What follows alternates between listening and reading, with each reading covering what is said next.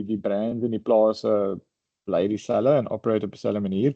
Dit was maar Ja. meer vir jy weet vir accounting en so of groep efficiencies wat ons die entiteitstruktuur die een entiteit geskep het en hulle ingevul het. So ek is die hoofoperasionele beampte vir die groep.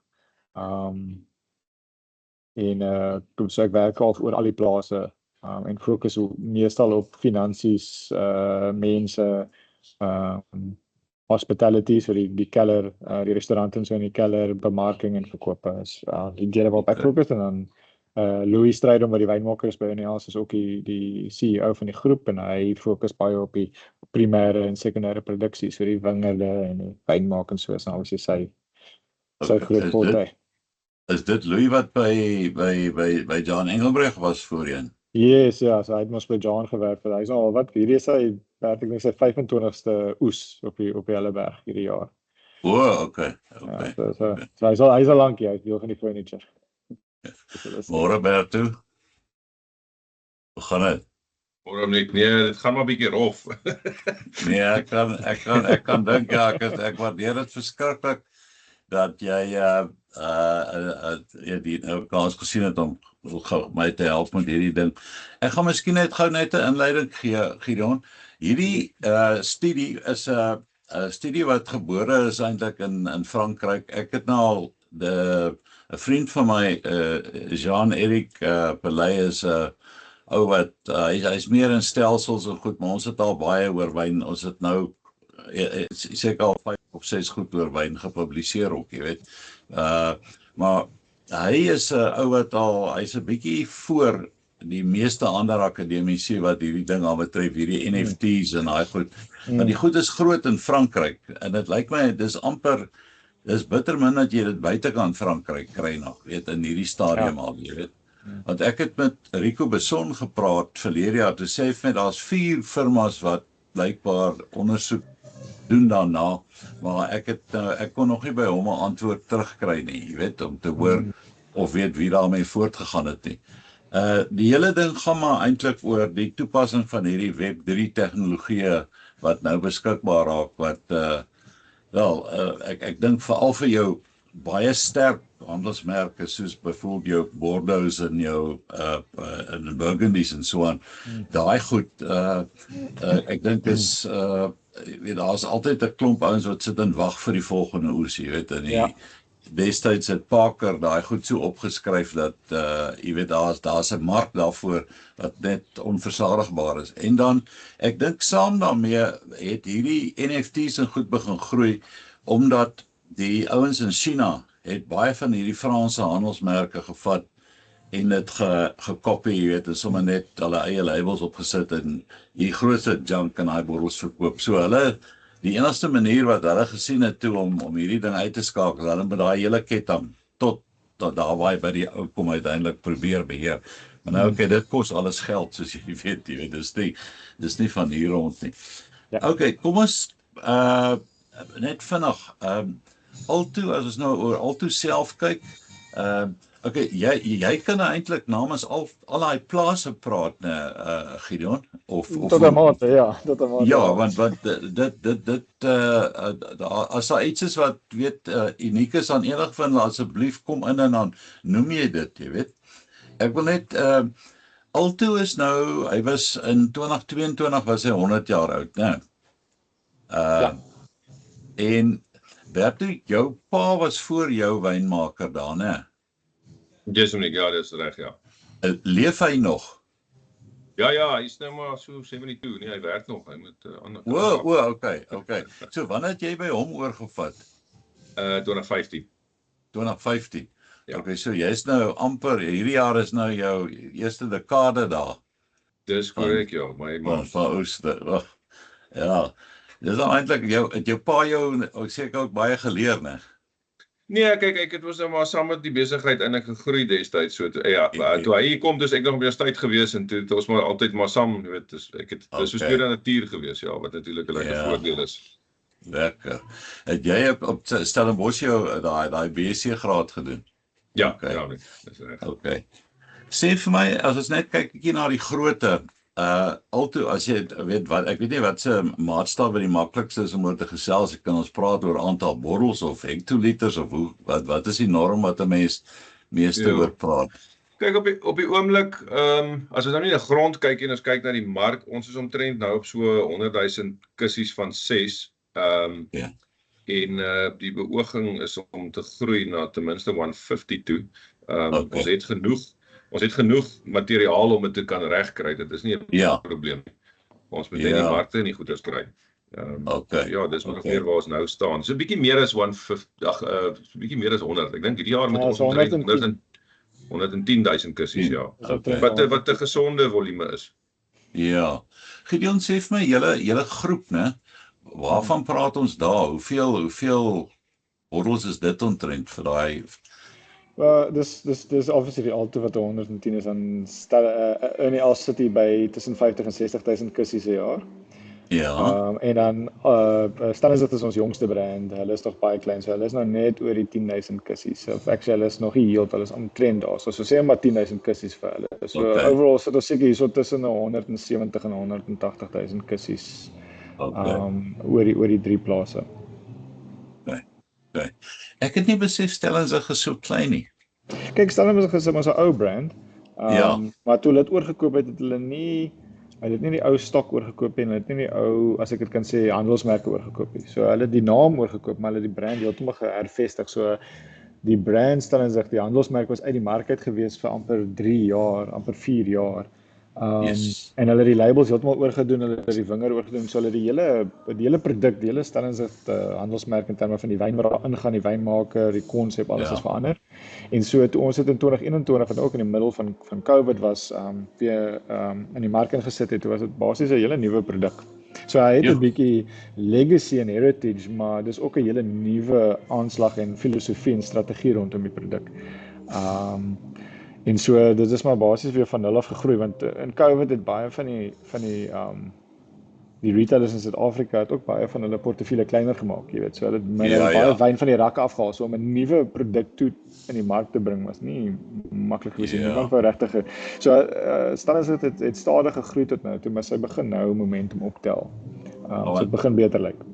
Ek moet vir jou sê ek is baie beïndruk met die wyn wat ek al geproe wat daarvan afkom. Ek soos Berto weet ek is maar 'n rooi moer of hoe noem hulle daai honde wat mee jag, die bosvarke jag, jy weet, dis maar dis rooi of dit is nie, jy weet, maar in elk geval ek dis nogal netjiese wyne.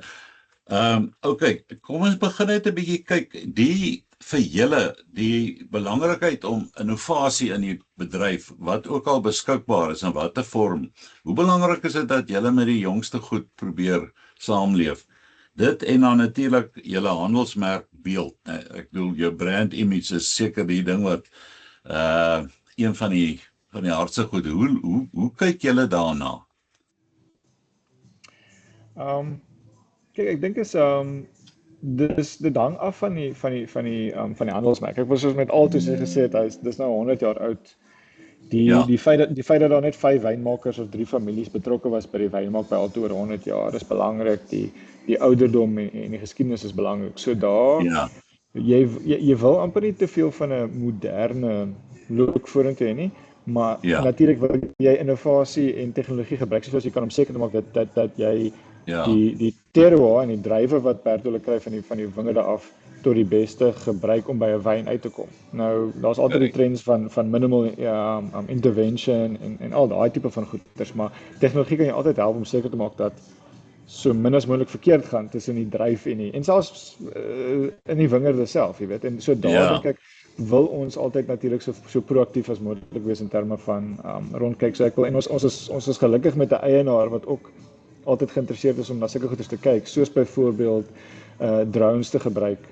Jy weet hierdie groter drones om of jy weet jou pesticides of jou slakpille of jou whatever te administer in die wingerde. En ons het nou op NEAS het ons ook 'n trekker wat caterpillars het in terme van wiele, want dit is blykbaar, jy weet, sagter op die grond, jy weet, so dit kom sy pressure is minder, so hy compress nie die grond so erg soos wat sê. So al hierdie daai tipe van goedjies veral aan die agterkant. Is ons baie geïnteresseerd in en as ons kan rondspeel in terme van soos ons cellar, ons tasting rooms en so en wat ons daar kan inbring. Maar in terme van waar dit miskien te veel aan die kliënt impak en daai interaksie en 'n persepsie gee van jy weet dat die brand super modern is in terme van sy tegnieke, is dit baie keer iets wat 'n mens meer versigtig mee is. Beide omdat daar's 'n groot trend towards, jy weet, die hele crafting ding, so dit gaan meer oor die perception van handmade en detail focus versus automation waar jy meer dink aan 'n Model Ford of jy weet dit word geassosieer met volume en nie kwaliteit nie. So dis 'n fyn lyn wat 'n mens moet loop want jy weet wyn is 'n en veral in die pryspunte waar ons speel is my opinie dat jy weet wyn is 'n kuns. Ja. So jy moet in ag neem wat die mense wil hê, maar jy moet ook so staan by wat jou principle is. Ek wil Helderberg is Helderberg en daar sekere goeders wat jy werk en nie. So jy kan nie al die fads en die trends volg nie. Jy moet ook bly by wie jy is en wat jy beste kan doen. En dan sal daar altyd 'n mark wees wat dit waardeer, wat die kuns van die wyn waardeer. Ja. En as dit daarby kom, as dit altyd jy weet human versus machine. Wat ons juist nou oor praat, jy weet waar kom AI en waar kom blockchain en daai goeders in om ons te help sonder om af te trek van die gevoel van dat dit 'n persoonlike endeavor is om die wyn te maak. Okay, nee, ek verstaan, ek hoor jou baie duidelik, want ek dink veral Alto, die weet ek kom nou net oor die Alto handelsmerk nou meer uitlaat as oor die ander. Ek bedoel dis 'n resep wat, wel jy kan dit nie 'n resep noem nie. Dis in elk geval 'n standaard, laat ek dit so sê, wat nog nooit teleurgestel het nie. Jy weet ek bedoel oor al die jare. Jy weet ek bedoel dis een van daai goed vir ons, toe ons dan nog jonk was, ons nog so Tassenberg gedrink het, daar die spoegspad hier op die kampus, dan is een van jou strewes was altyd Alto. Jy weet, as jy 'n bottel Alto koop, jy iemand het gewoonlik, 'n ou wat redelik goed daaraan toe is, dit gewoonlik, Alto was een van die bottels wat jy of aanhou vir jou verjaarsdag vir jou sou gegee het. En hom moet jy alleen gedrink. Ja. As jy verstaan wat ek daarmee bedoel. Ja.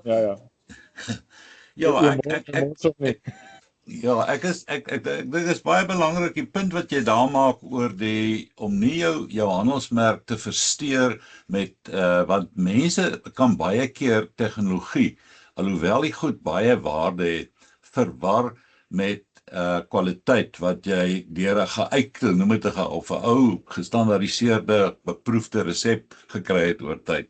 Dit is 'n baie goeie punt wat jy daar opgehaal het. Okay, as jy nou kyk vandag en jy dink aan sê 10, 20 jaar gelede, wat doen julle anderste nou om jou brand image te bevorder? Ek dink Bertie, jy moet sê daar's seker goed wat jy weet wat ek nie weet nie, maar van 'n net 'n bemarkingsoogpunt is die grootste ding seker maar sosiale media.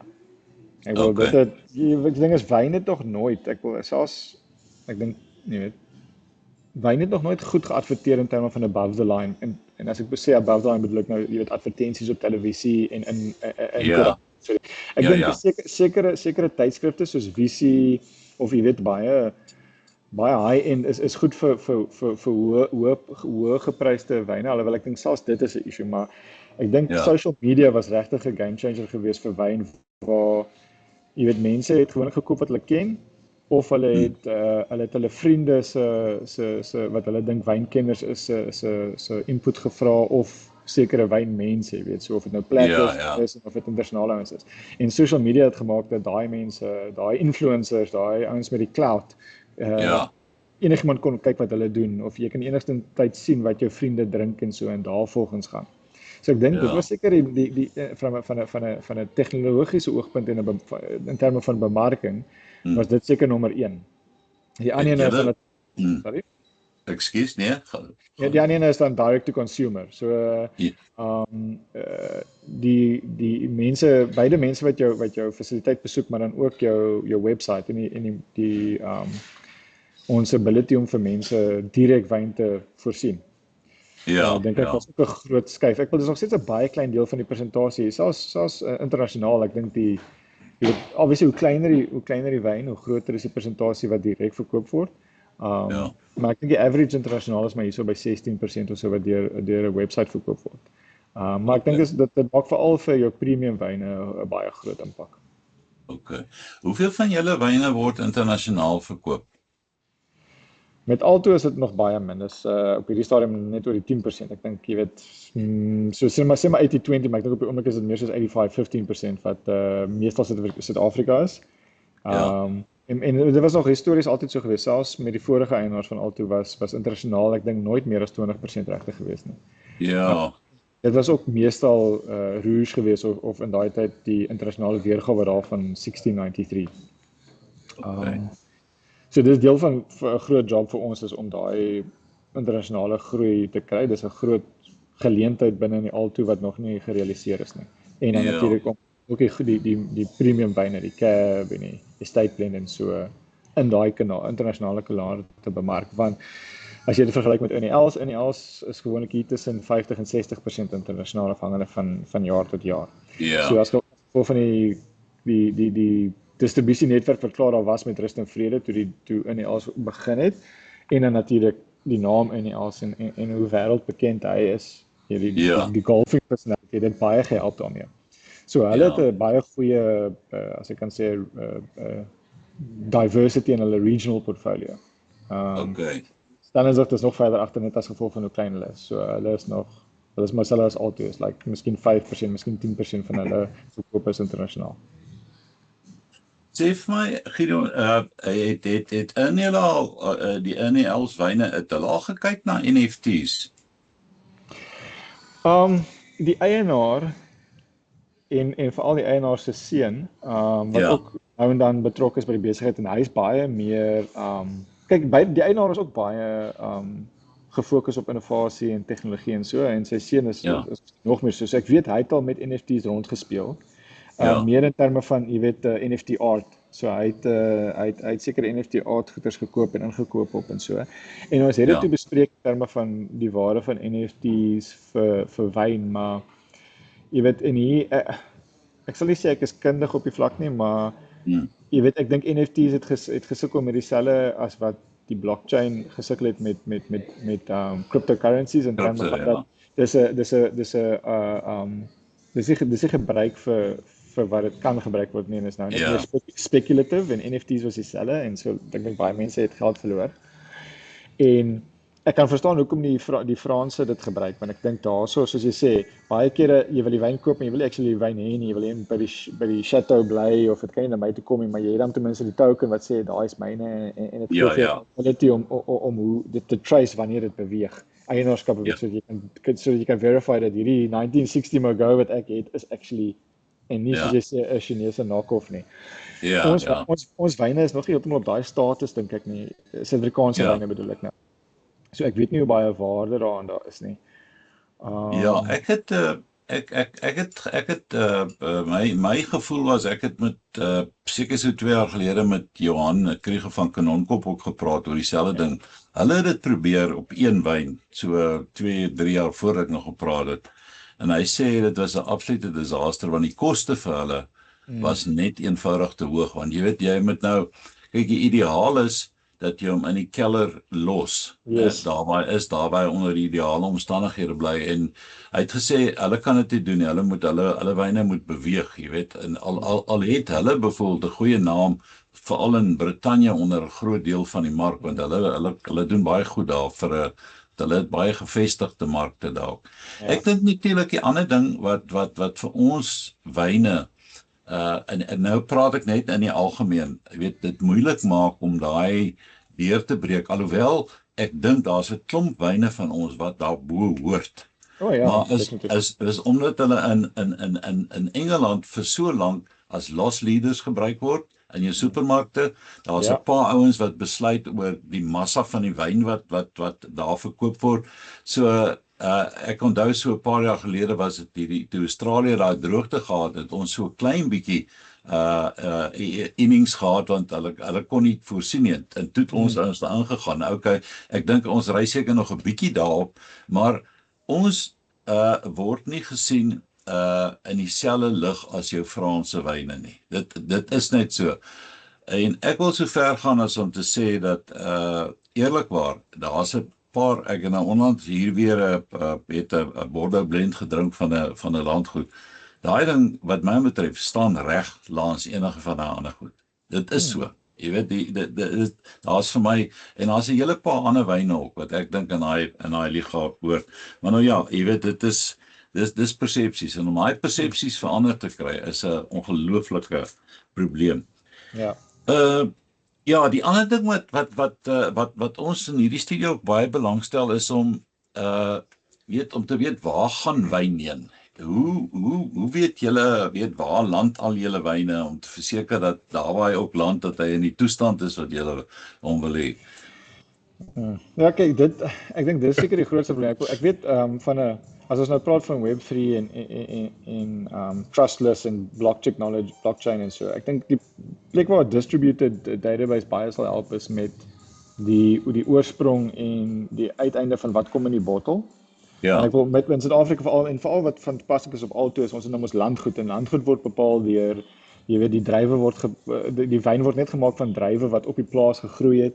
Dis En dan in die plaas se kelder is die wyn gemaak en is op die plaas gebottelleer.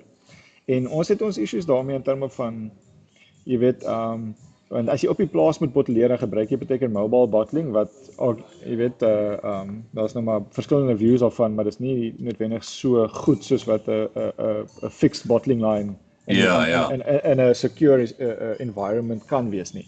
Maar nou word jy gelimit om hierdie wyn wat nou 'n state quality is, moet jy nou half met 'n tweede keuse bottelleringsproses doen, jy weet, of soos. En so ek weet Berto het al genoem, hy probeer met die ouens kry dat jy weet dat hulle daai ding update om te sê ja, dit moet druiwe wees van die plaas en die wyn moet op die plaas gemaak word, maar surely as jy weet dis wat in die bottel ingaan, kan jy dit ergens anders te bottelleer, want dis op die einde wat belangrik is wat in die wyn is van die estate af. Ja. En selfs heidaglik is dit moeilik om dit te bevestig, want jy weet die ouens kan sê dis van die estate af, maar jy weet nie of hulle 'n paar liter van 'n ander plek af waar ingegooi het of so nie. Jy weet so of dit nou op die plaas gebeur of dit op 'n bottelleringsplant gebeur. Dit word nie regtig gekeer deur die huidige proses nie, en ek dink daar kan 'n jy weet 'n blockchain tipe van oplossing nogals help om te sê okay, maar nou hoef ons nie meer te sê moet op die estate gebottelleer word nie, want ons het 'n ander proses om seker te maak dat wat in hierdie bottel ingaan actually is wat in die bottel ingegaan het. Alhoewel selfs dan weet ek nie, ek ken nie daai deel van blockchain goed genoeg om te verstaan hoe mense dit sal doen nie. Ja. En ek weet ook nie of die blockchain in sy huidige vorm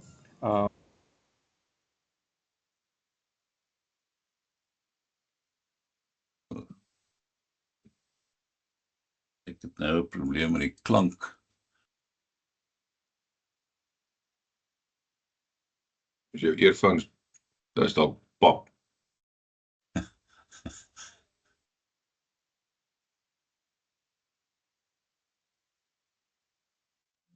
Allee, hooplik is dit nou 'n bietjie beter.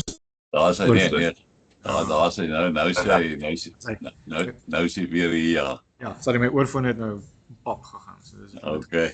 Ja, so my issue met die blockchain is net in terme van die huidige tegnologie om op 'n blockchain te wees en die hoeveelheid processing power wat nodig is om 'n nuwe blokkie op te sit en jy weet, dit werk vir cryptocurrency, maar so baie mense wat interested is en omdat dit speculative is, maar op wyn, omdat dit 'n baie niche mark is dit so soos 'n vriend van my sê, 'n goeie distributed database in Excel of op Google Docs is amper makliker as om nou 'n blockchain te gaan probeer vestig.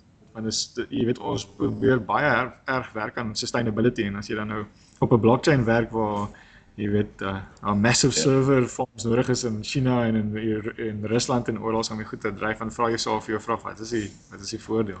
Maar ek sê dit omdat ek is biased, jy weet, ek is positief oor tegnologie en ek love die idee van 'n trustless system. Maar ek is baie negatief oor die huidige vorm van die blockchain en waarvoor dit gebruik word, en ek dink nie dis heeltemal in die rigting wat die ouens oorspronklik beoog het, soos met smart contracts en daai goeie sê. Ek is nie lekker, maar ek ken dit nie goed genoeg nie, so. Ek dink die neiging wat ek oral optel is een van koste.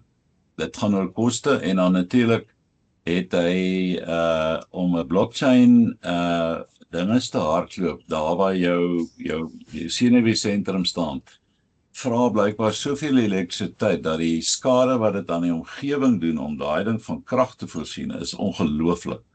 ook. Dit is van die goed wat ek wil net. Okay, ek wil net gou 'n bietjie hoor julle kliënte, Berto, julle het wanneer ek dink is verlede jaar gewees dat ek en my vrou 'n paar keer daar was en saam met mense ook wat julle daai klein porsies van wat op julle spyskaart is saam met wyne bedien het. En dit is vir my nogal 'n uitstekende manier gewees, jy weet, om ouens te engage, jy weet, om ouens betrokke te kry. As jy kyk na julle ander kliënte wat byvoorbeeld handels weet goed wyn by julle koop, hoe probeer julle die ouens betrek om meer met julle selfs te kommunikeer of iets oor julle wyn te sê? Ja, kyk, die restaurant het definitief vir ons baie meer voete gebring. So dit is omtrent nou so 2 jaar oop gewees. Ons maak actually Sondag toe want ons skuif nou na 'n nuwe perseel toe van die plaas wat ons hier langs aan gekoop het. So dit gaan nou ook maar 'n bietjie van 'n goeie pyn wees. Maar ons sal laat deurkom, maar ons het 'n baie plaaslike mark. Baie van die mense is die mense wat kom wat op Stellenbosch self op soms die Wes self vanaf kom. Ons het nie 'n groot internasionale markie wat nogals interessant is, maar ek neem aan ons gaan ons nou besig hierso wees vir die volgende 2,5 jaar met 'n redelike groot noem dit maar renovation proses. So dit gaan van die hospitality deel wees is een komponent, maar ons gaan die keller regtig maak. Ek dink as ons daai dag klaar is, gaan dit die beste keller wees op daai oomblik in Suid-Afrika wat geld kan koop. So ons gaan regtig 'n klomp geld hierso spandeer en dan dis nogals interessant, die klomp wynskrywers skryf dan en dan kom die internasionale mense. Ek meen in die Els het daai voordeel van die naam, die handelsmerk. Jy ken in die Els, hulle koop die T-shirts, hulle koop nou eweskielik hoor hulle die ouens het wyn in 'n restaurant en dan daag hulle op. So ons op hierdie stadium is baie maar wat 'n gesonde basis is ook, want die winter kom, die Suid-Afrikaners soek nog steeds 'n plek om na toe te gaan in die winter. Hulle wil nie elke dag by die huis sit, dis dit koud en nat is nie. Waar die Europeërs bly weg as dit winter is hierso, dan vat hulle die bietjie son wat hulle kan kry. Ja, so ons is definitief baie meer plaaslik as internasionaal. Okay. Julle het daai plaas, wat is die plaas wat julle nou onlangs bygekoop het? Dis die ou Bulten plaas gewees, maar die Bulten familie, dis mos hulle van. Ja. So dis plaasnaam is daar gaan so baie porsies op die plaas, maar dis van Bonte tot Bonte Rivier tot Blyhoek tot daar is enige naam wat jy kan aan dink. Ons moet net die regte naam kry. Okay. Maar julle gaan die totale Bulten grond gekoop. Al die dele daarvan. Ons het eintlik hy loop hier onder in die riviertjie as ek nou van die berg af terugkyk Stellenbosch toe is daar mos in die riviertjie wat van Rustenvrede se kant af verbykom. So hulle het nog 'n deel wat aan die ander kant van die rivier lê, maar dis uitgewees, maar daar's niks wingerd op nie. Dis maar die ou baas bly daarso en die seun bly daarso. Okay. En dan 'n deel heel bo in die berg wat in elk geval vir ons geen nut is nie, het hulle ook uitgehou. So daar's 2 titels wat hulle uitgehou het, maar die middelste deel wat die wingerd en die keller en die noem dit nou maar die hospitality area en die stoor, dit alles het ons gevat, Ja, en hulle het ook 'n paar netjiese wyne gemaak op 'n stadium. Ek het baie lanklaas van hulle goed gedrink. Gaan julle daai wingerd gebruik of gaan julle hulle uitpluk en ander daan sit? Ons het omtrent so 90% van dit klaar uitgepluk. Nee, die goeie is by die laaste 10 jaar het hulle eintlik geen aandag aan gegee nie. Hulle het nou maar net kyk, dis 'n top plaas as jy kyk in terme van druiweproduksie. Dis regtig 'n fantastiese terroir, goeie grond. Die ligging is fantasties en dis presies dieselfde as wat ons is. So dis eintlik so lekker om daai by te hê dan jy weet jou kwaliteit is gewaarborg op daai plek. So ons het seker 90% van die goedes uitgepluk. Daar's 'n bietjie wit oor wat ons nou glad nie in ons portefeulje inpas nie, behalwe dat die Chenin Blanc wat nou in die Els toe gaan. Maar die rooi, ek kry Cabernet Franc daarvan af wat nog in relatief goeie toestand is, Shiraz en 'n bietjie Merlot. So dis maar die 3 goedes wat op die oomblik na my toe kom en ons het seker tussen laas jaar en volgende jaar wat ons gaan plant is omtrent as die Gideon seker 15, 16 hektaar wat is nou weer herfstig. Ja, ons plant amper omtrent 20 hektar per jaar vir die volgende 3 jaar of so. Ja, ons het al klaar 40 of 50 hektar uitgeruk.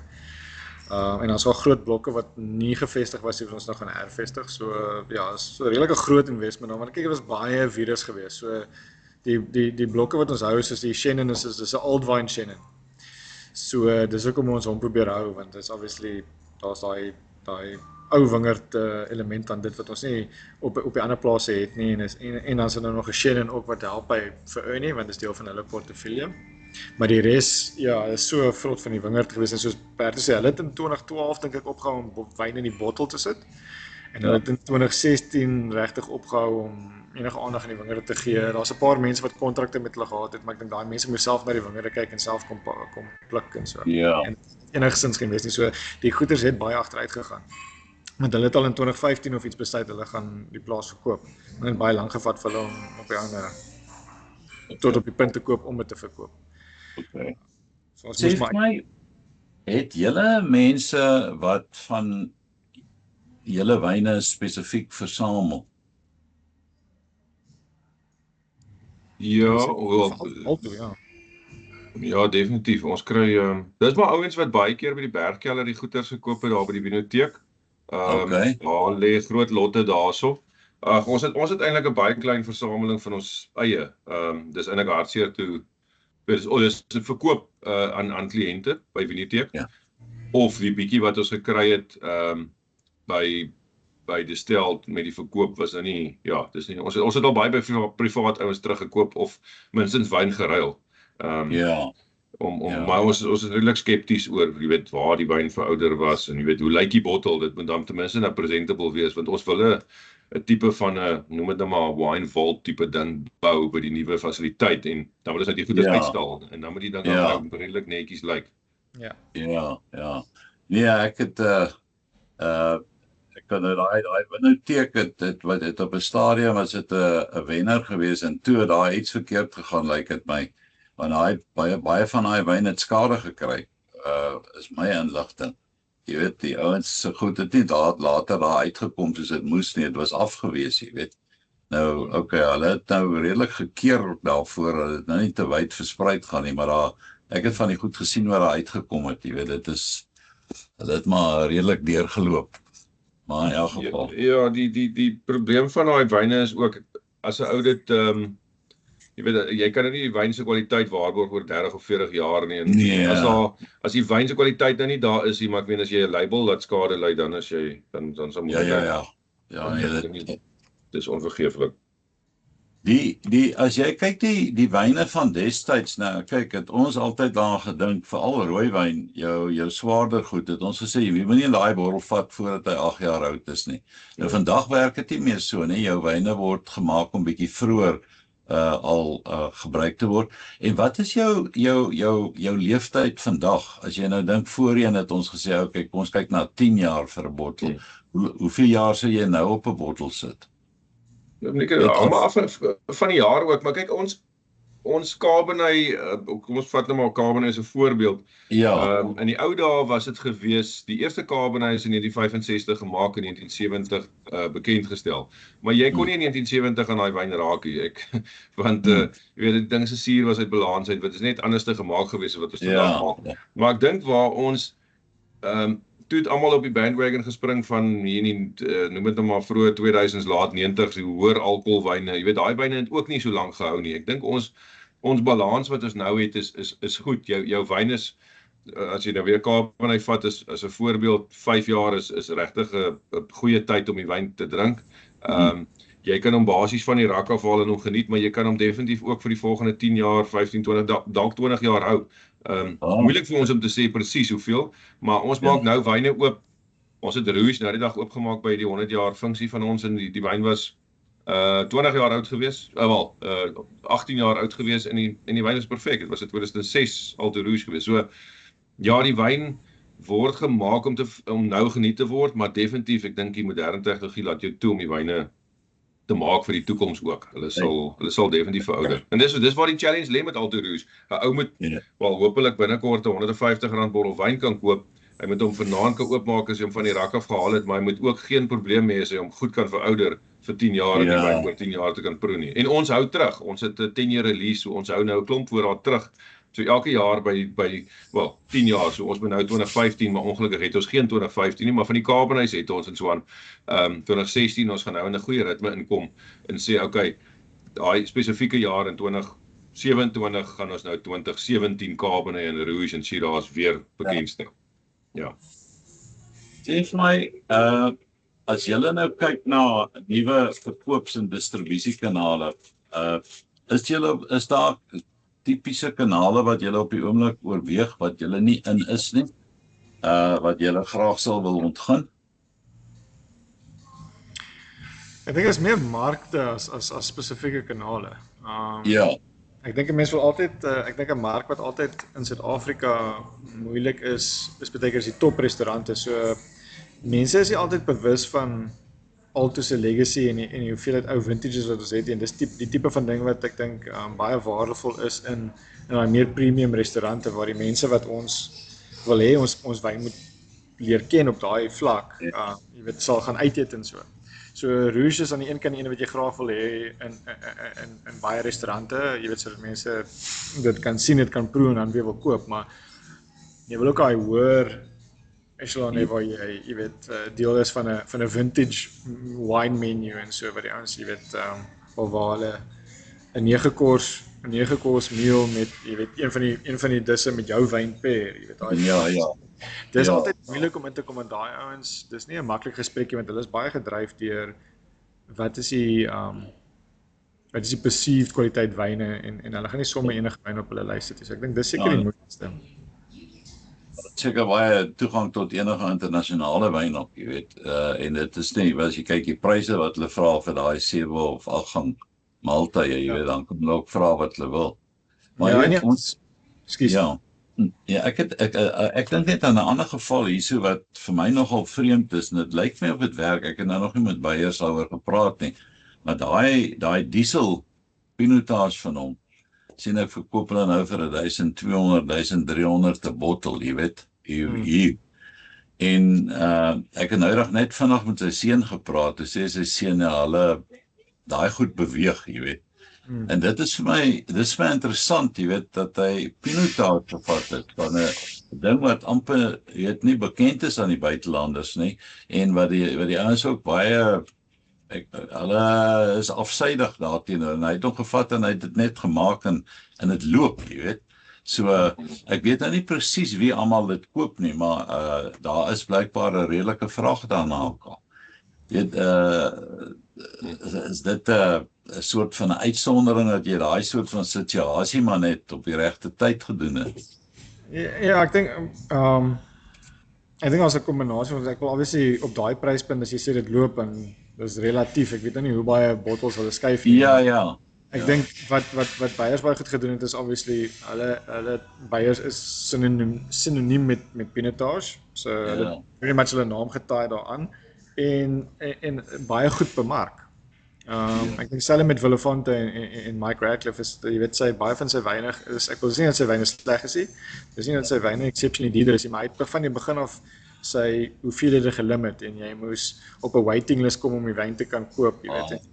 Daai scarcity en daai bemarking help baie met die persepsie van jou wyn. Ja. En dis maar wat mense love is die scarcity. Hulle gaan nie R1000 betaal vir 'n bottel wyn waar jy weet daarvan klomp beskikbaar is nie. En ek dink dis 'n groot deel van daai is die persepsie, is die storie agter diesel, die hond en die alles is ook 'n nice storie en 'n maklike storie om te vertel en mense love dit om dit te hoor en ek dink dis ook 'n groot van wyn en van hierdie tipe van produk is die storie wat mense wil hê saam met die wyn. En ek dink dit het daai persepsie van pinotage as 'n laer kwaliteit dryf of cultivar gehelp om daai te circumvent. Ja. Jy het net genoem oor die Chenin Blanc wat jy gaan hou op Bulton. Want en dis ou dinges want Chenin Blanc is mos een van daai goed as jy hom nou uit dra nou seker baie met drywe, jy weet as hy so oud raak. Maar daai goed het 'n geur wat uit hom uitkom wat ek het dit nog by geen ander stok gekry, weet waar die stok so 'n intense smaak eintlik aan die wyn oordra. En dis natuurlik 'n geleentheid daar wat jy het om 'n ding so Chenin Blanc eintlik net in 'n ander liga te kan sit. Jy weet want ek dink mense jou wynkenners sal weet, jy weet as jy daai dan kan hy nie te veel verkeerd gaan nie. Ja, okay, ek dink dis die twee goed wat Suid-Afrika as 'n brand homself teen taai as pinotage want dit is uniek aan Suid-Afrika en dan Steen of Chenin is ook daar's ander lande wat dit het, maar Suid-Afrika het definitief 'n groot rol gespeel in Chenin en die gebruik daarvan en so ek dink hulle staan ons staan as een van die pioneers van Shannon. So ons praat by Distel het ons ook altyd gepraat van as jy wil internasionaal wen, Ja, jy weet van jou strategie as Suid-Afrika, soos ons sê, om jouself 'n bietjie te skei van die ander ouens is om op Pinotage en Shannon te fokus. Want dit is uniek in Suid-Afrika, dis 'n unieke storie weer eens wat jy kan vertel. Dis nie 'n Ja. Bordeaux blend waar jy die hele tyd dan vergelyk word met die French Bordeaux of daai tipe of 'n cab en jy word vergelyk met 'n Napa cab of 'n Franse cab. Dis heeltemal nie. ja.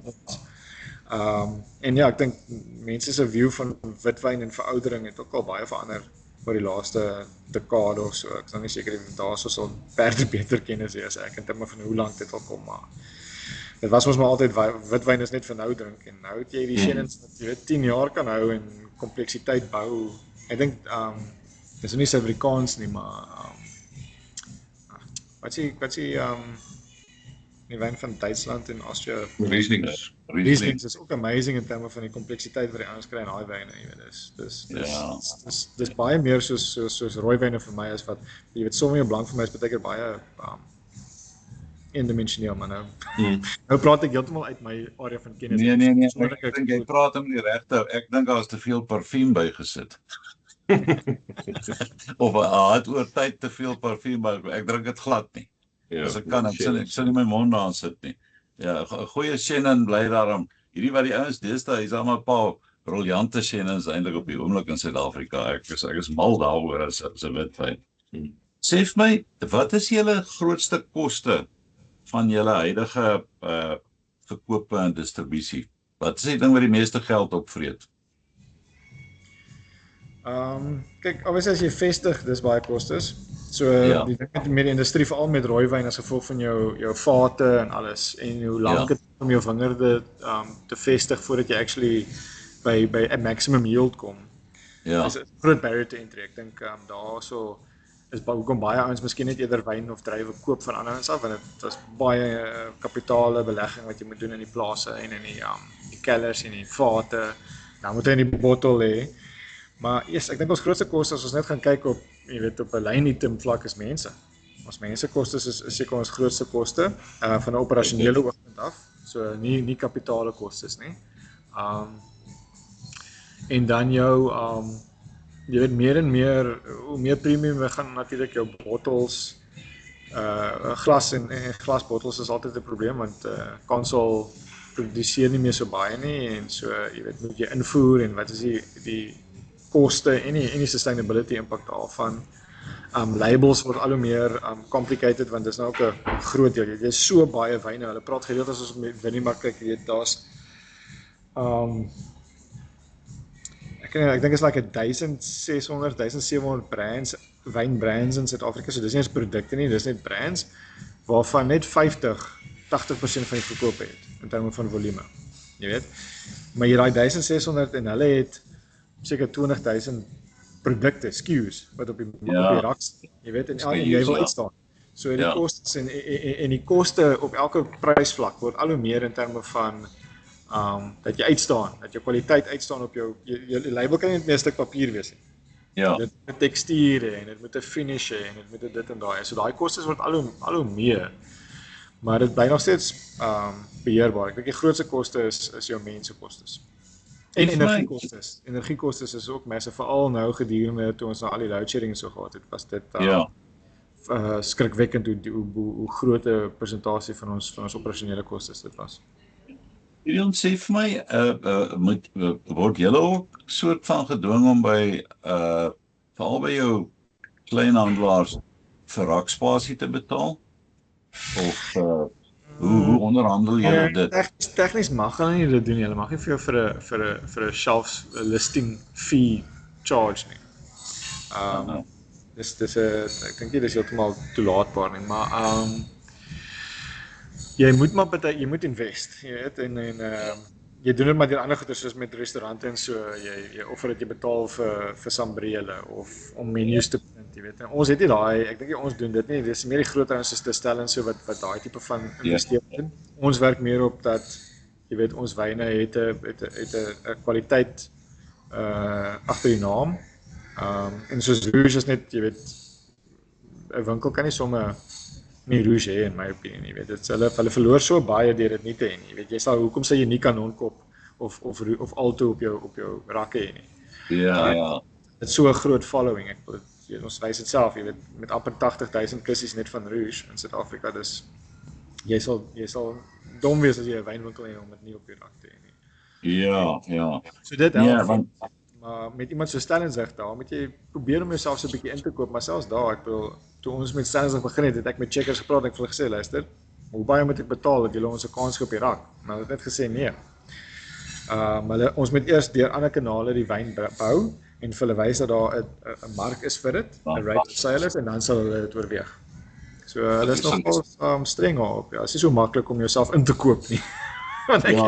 So hulle kyk na jou promosie en jou advertising spend en al daai goed ook om te kyk, jy weet, in hoe mate.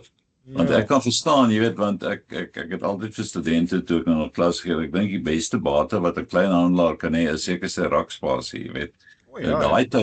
Daai tyd was hierdie ouens ontsettende listing fees betaal, jy weet. Hulle maar okay, daar's ook maniere wat jy kan dit in produkte gee of jy gee dit in, jy weet, ek dink daar miskien nie fisiese geld gewissel nie, maar dis nog steeds geld vir die vir julle, jy weet, dat jy met produkte gee en daai tipe van ding.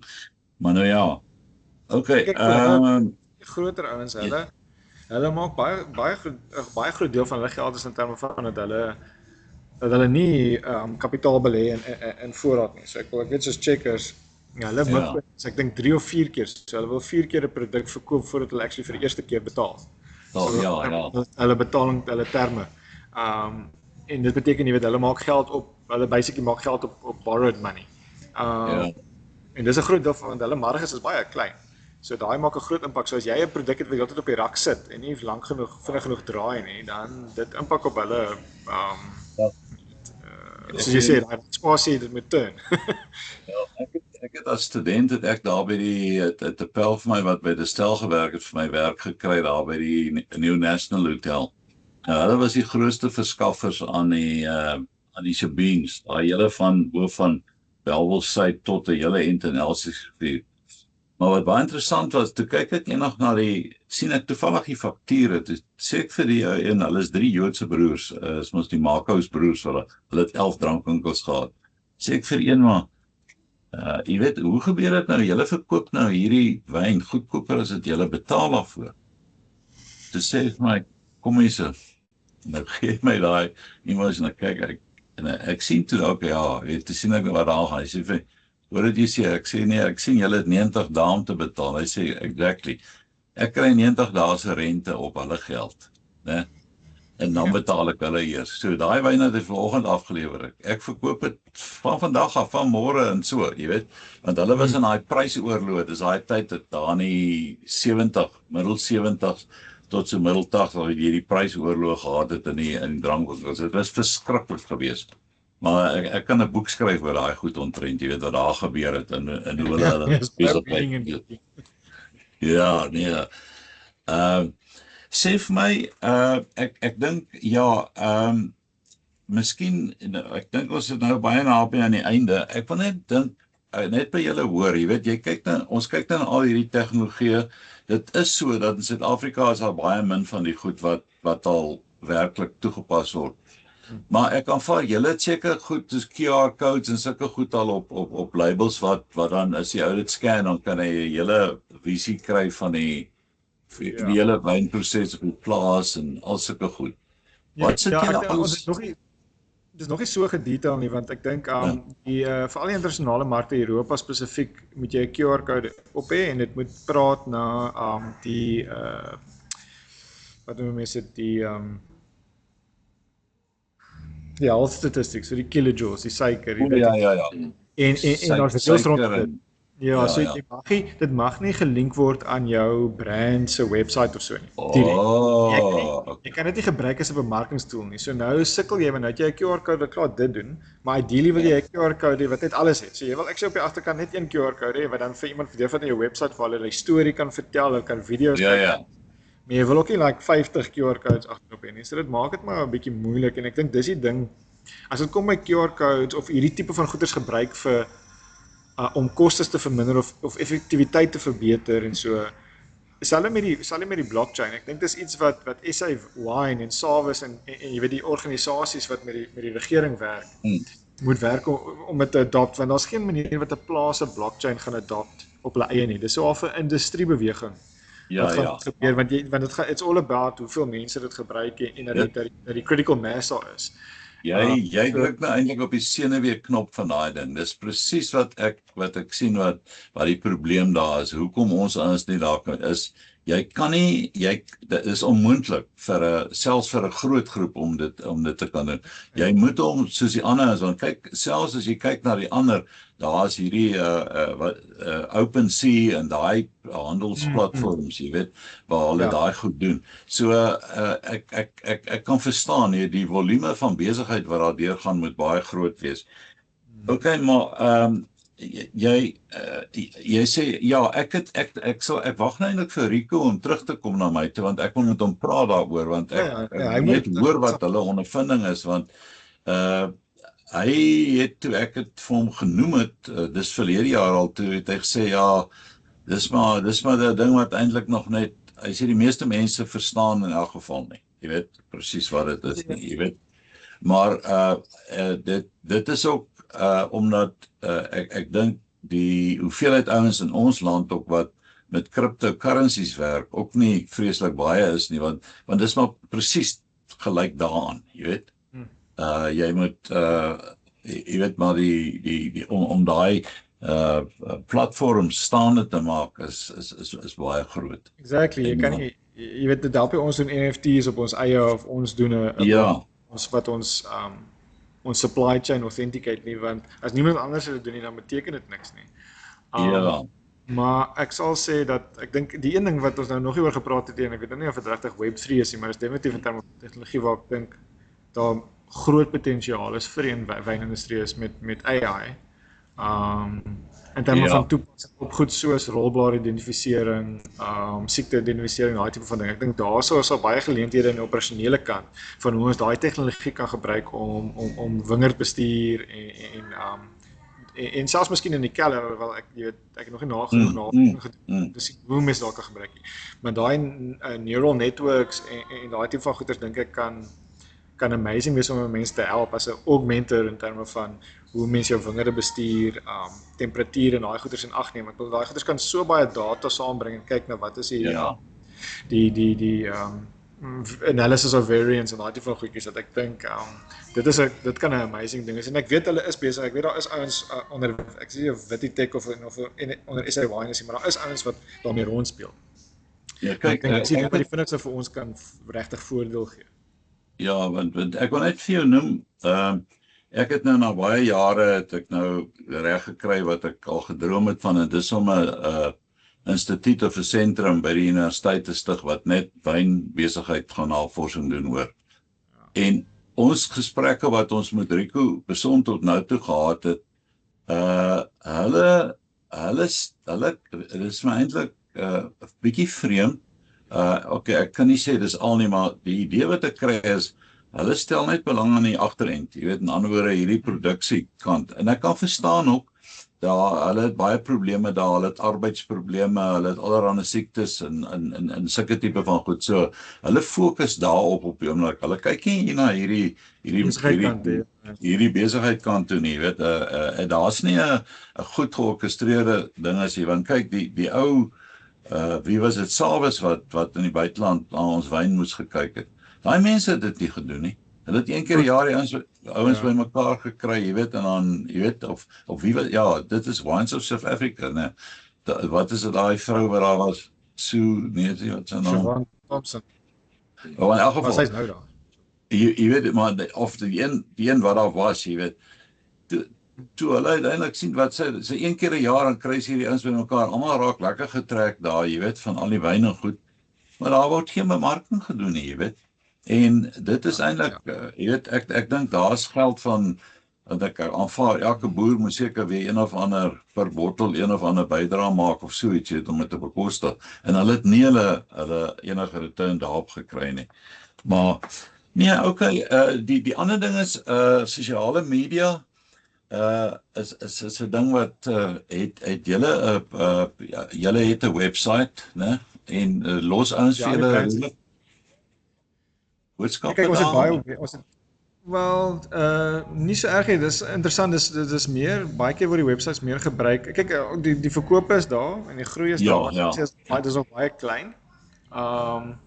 Ons maak meer geld in terme van wynverkope by die keller deur, wat gewoonlik ook dis jou eerste trappie na website sales en as jy 'n club het, club memberships. So daai eerste fisiese kontak is baie belangrik globally. It's like 70% van mense wat deel is van internasionale wine clubs het eers by die wynkelder die wyn geproe en daar opgesaai en so. So dit is 'n baie groot wat noem jy dit enabler vir mense om deel van clubs te raak. So ons het dit en dit groei, maar ek dink dis nie naaste my wat wil en die mense kyk baie keer meer op die websites vir die restaurant en die menu en waar jy is om jou te kom besoek as noodwendig om die wyne te kom koop. So hulle sal nie sommer browse nie en dis waar wyn websites soos Pot to Pot en so beter is. Want daar kan die mense verskeidenheid koop. So hulle gaan soontoe want hulle kan 'n basket koop. Is die mense wat loyal is aan jou wat na jou website toe kom en daar sal koop vir 'n spesifieke special of as hulle deel is van die club vir 'n vintage release of daai tipe van ding. Want dit is nou mos obviously 'n baie meer limited portefeulje wat jy het. So dit is moeilik om dit laat terugkom. So dis die mense wat jou ken en wat dis daai mense weet jy is mense wat jou love, jy weet. Okay. Weet jy, Gideon, ek kan net vir jou een ding oor daai ding opmerking maak en dit is dat hierdie besoeke van mense aan wynlandgoedere en so aan, en wine estates en so aan. Dis 'n ding wat ek kry die gevoel asof dit begin groei. Maar dit gaan nie, dis soos jy sê ongelukkig nie oor dit gaan ek hopelik later gaan dit oor wyn ook gaan, maar nou gaan dit oor die soort van entertainment value wat hy daar gaan kry, weet, en waarvan kos baie belangrik is, plek vir die kinders om te speel en al daai tipe van goed. Maar ek dink wat 'n groot soort van drawback op daai goed ook is, daar's nou so baie, jy weet, want elke kellertjie, al is hy hoe klein, al verkoop hy nou net 'n vetkoek met 'n paar mieliepitte binne in of wat ook al, jy weet, of 'n biltong toebroodjie. Daar's iets wat hy daar doen om ons te kry. Ja. Ja, maar jy moet Suid-Afrikaners kan nie ergens in gaan en daar's nie iets om te eet nie. Anders gaan hulle bly. Jy weet, ons wil eet. As ons daar aankom is ons like, "O, dis mooi. Waar is die menu?" Jy weet. Dit is maar ons kultuur. En Suid-Afrikaanse wyn is ook baie lekker saam met kos, jy weet. Dis jy weet so dit is 'n goeie ding, maar as jy begin padbane en visvangdamme en daai jy weet daai die Haasendals kan nie lelik word, maar ek bedoel daai is nie, dit gaan nie oor die wyn meer nie. Daar gaan dit net oor die voete. Waar's vir ons is dit ons het die restaurant waar ons probeer die mense hier kry. Ja. So Jy is absoluut spot on, jy weet, daai goed is 'n mens moet ek dink wat Bertole verlede jaar gedoen het met daai ding is, ek dink ek weet nie hoeveel keer mense teruggegaan, ons het 'n paar keer teruggegaan daarvoor. Jy weet, want wat vir my baie goed was is dat jy het ook nie hierdie jy weet sulke bietjies jy het nou ordentlik 'n bietjie wyn in jou glas gekry dat jy kon geproe het ook en so aan. En dit is vir my van al die kombinasie met kos want ons ouens is soos jy sê ons wil eet en as ons wil eet dan wil ons wyn saam met dit drink ook. Jy weet die meeste van ons. So dit is ek dink jy mense moet ooit verder as dit eers gaan, jy weet. Ja, ek stem saam. Anders enigiets anders moet wees gefokus op die wyn. Ja. Ek moet ongelukkig gaan hier so ander. Nee, ek wil vir jou net sê ek dink ons is heeltemal klaar. Gideon, baie dankie. Bertole, baie dankie vir julle tyd. Ek weet dit is baie druktyd soos hulle nou sê. Jy weet in julle bedryf. So baie dankie. Jy sal daai en sy vir my daai kant. Ek gaan myne die kant sy vir ingeval ek dalk hier weer op 'n manier, jy weet as jy nou plooibal status het soos ek dan doen jy vreemde goed by tyd. Reg om nie. Okay. Goed gaan hoor. Dankie baie. Goed gaan. Tata.